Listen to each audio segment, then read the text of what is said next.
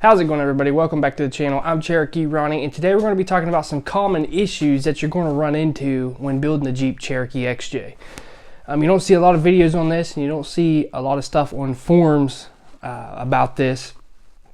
And this is all from experience from owning a lot of Cherokees and lifting them and experimenting with them.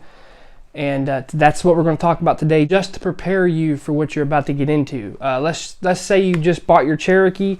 You want to do all these modifications to it. I'm sure I'll get a lot of comments down below about how all their bolts come out and it was perfect, but you don't live in a rust belt like I do. So the people that, have harsh winters and they put salt on the roads and all that good stuff, this video is for you. It's going to prepare you and pretty much get you to where you need to be and the tools that you need to fix this stuff, because we're going to be talking about how to fix it too. So the first thing we're going to be talking about is lifting the Jeep.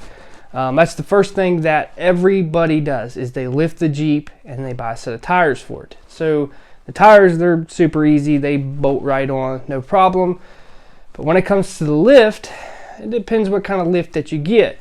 A lot of people try to run an add a leaf in the back where you have to replace the center pin. You just take apart the leaf springs. But I don't recommend that because they sag every time and you're right back to square one. So the reason why people do that is to avoid taking the leaf springs out in the back. You have the eyes on each end of the leaf springs.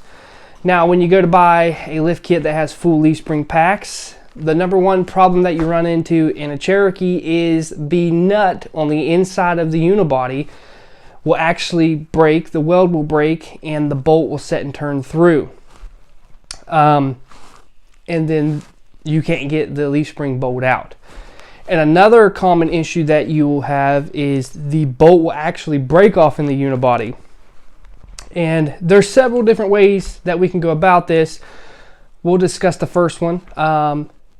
If the nut actually breaks the weld, you have to actually cut a hole in the unibody, either re-weld it or hold it with a wrench to get that bolt out, and that's how you do that. Now, if you have a seized one, my recommendation is go ahead and cut the bolt off the inside of the leaf spring with a saw, get that leaf spring out of there, weld you a nut on there and extract that bolt, because welding that nut on that stud will actually heat that up and make it come out easier. It's a super easy fix. It's something I dread doing. I hate that. That's why I hate putting lifts on Cherokees. That's been in the rust belt for a while. It's not hard, it's just very time consuming, and you need a welder, and you really don't need to know how to weld, but you're going to need a welder and a new set of bolts. Now, another thing that goes with a lift kit, just depends how high you're going or what kind of lift kit that you're getting, is you can have a 4-inch lift and a transfer case drop, or you can have a 4-inch lift or higher and go a long arm kit. Both require taking the transmission cross member off to either drop it or put the new one on for the long arms. Now, the number one problem that people have is actually the bolts breaking off because they're super small, and you're going to have a welder again to weld the nut and extract that stud. Another issue that people have, they will get the bolts out, but they can't get the stud out. Well, you just take two nuts, you tighten them together, and you can extract that stud, no problem. Like I said, not hard, it's just very time consuming, and most of every Cherokee that I've worked on has had this problem, along with the leaf spring problem that we just talked about.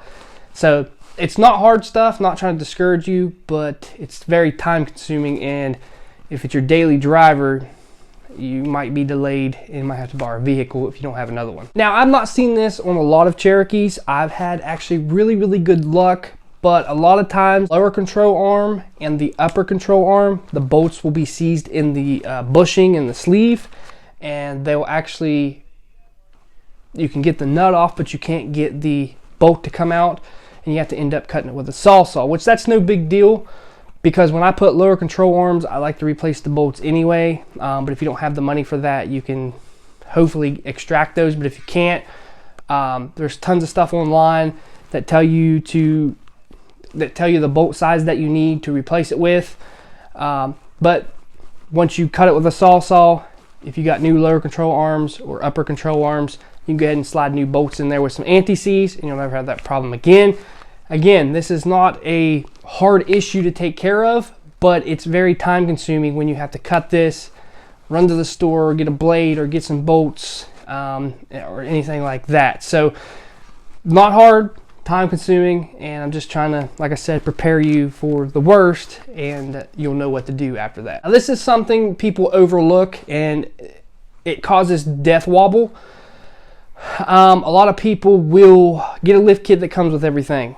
It comes with the track bar, it comes with the lower control arms, the upper control arms. They got the whole kit.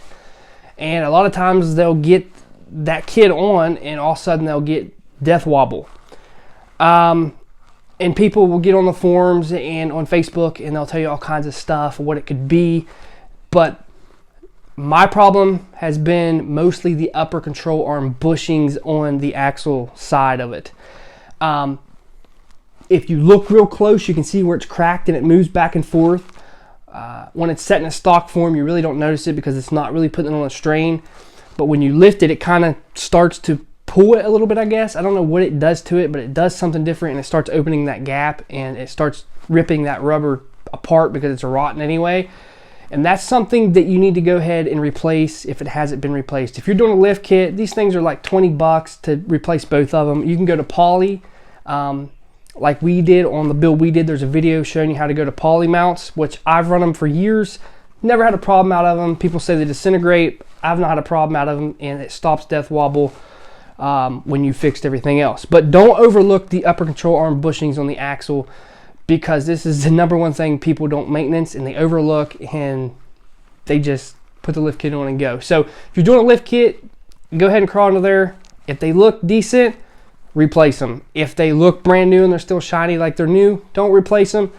But chances are nobody's replaced them, and that Jeep's probably got 200,000 miles on it and it really needs it. So just planning on buying them. They're cheap enough, it's easy maintenance.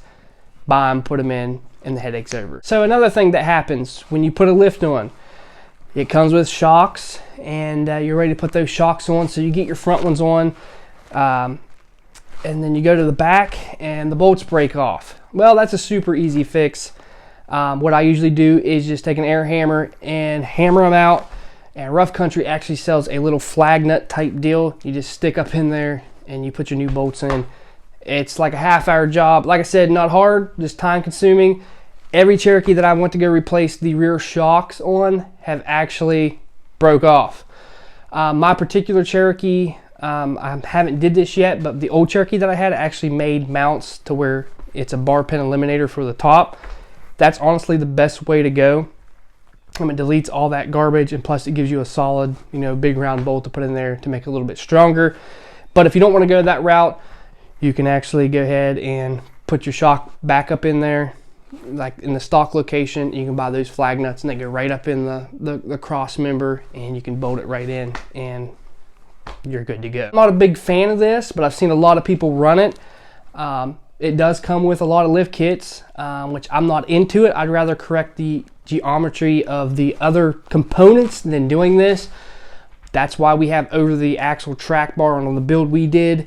But a lot of people will run a drop pitman arm. I really don't like that. I've seen them break off. I've seen it put a lot of strain on a steering box, and the steering boxes ain't strong alone. But when it goes to changing the pitman arm, you're probably going to go to your local Advanced Auto or O'Reilly's or AutoZone, and you're going to buy the pitman arm puller. And honestly, every pitman arm that I've ever done, I've had to cut off. I put a slit in it, and you hit it with a chisel and it breaks it free, and you can pull it off.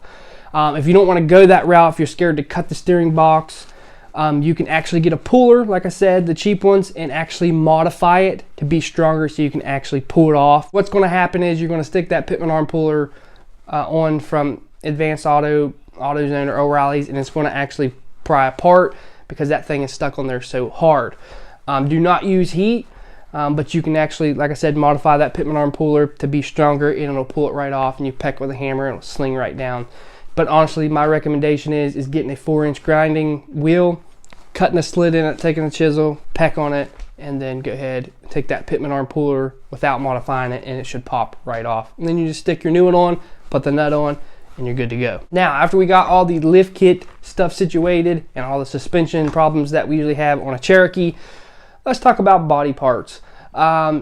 After we get all that stuff done, we buy bumpers. The front bumper is super easy to do. The rear bumper, it's a little bit of a pain. Every Cherokee that I've messed with has actually had a lot of dirt set back there where it bolts. And it's really hard. They end up rounding off or they're rusted. And honestly, what I do is I usually cut that bumper off to where I can get to them and where I can get a solid hit on it, because we're not going to use a stock bumper anymore. So I'll take a socket, pound it on there real good, and then break them loose. And some of them actually break. So I have to weld a nut on them and extract that stud, which the heat helps extract that. When you have that nut on there, it comes out pretty easy. And then, like I said, it's simple stuff, but I'm here to prepare you for it because it's time consuming and it's annoying, and likely you're not going to do all this stuff at one time. You're just going to do your lift kit, and that's going to be the most time consuming thing. But the back bumper is usually a pain, and they usually give you some problems. So be prepared to do that if you're going to be taking off the rear bumper. Now, another thing, if you're going to be running an aftermarket rear bumper like I have, I really can't run a hitch because it interferes with the bumper. And a lot of times I've seen these, I don't know who installs these. I don't know if Jeep did it or it's an aftermarket option at the dealer when these things were new. A lot of times I see when I go to break the hitch bolts loose, the whole flag nut inside is like really thin, and it just sits there and spins and spins. So you have to take the bumper off anyway and get up in there and hold it the best you can. But honestly, what I end up doing is just cutting the bolts off. You have to be super careful because there is a gas tank right there. But cutting those bolts off, dropping that hitch, throwing it out of the way, and that's the point. If you live in the rust belt area like I do, you're going to see if your unibody is actually rotted out, because that's where it mostly rots out, under that hitch where it holds all that dirt, salt, and stuff like that. So be prepared. If you live in the rust belt, you might have to do some unibody work, which it's not the end of the world because I've done it before. I've bought frame stiffeners and then plated it from there. Just depends how bad it is. But I just wanted to give you a heads up on a few issues that I've had over the years working on these Cherokees, putting lift kits on them, bumpers, and other stuff like that. I'm sure there's tons of other things, but these are the most common that I've experienced, and I want to give you guys a heads up on that. So basically, you need to know how to weld just a little bit, know how to use a cutting wheel, and how to turn a couple wrenches, and you'll be perfectly fine. Make sure you hit that subscribe button. Make sure you hit that like button. Hit that notification bell so you know each and every time I upload a video. I'm Cherokee Ronnie. Stay dirty, my friends.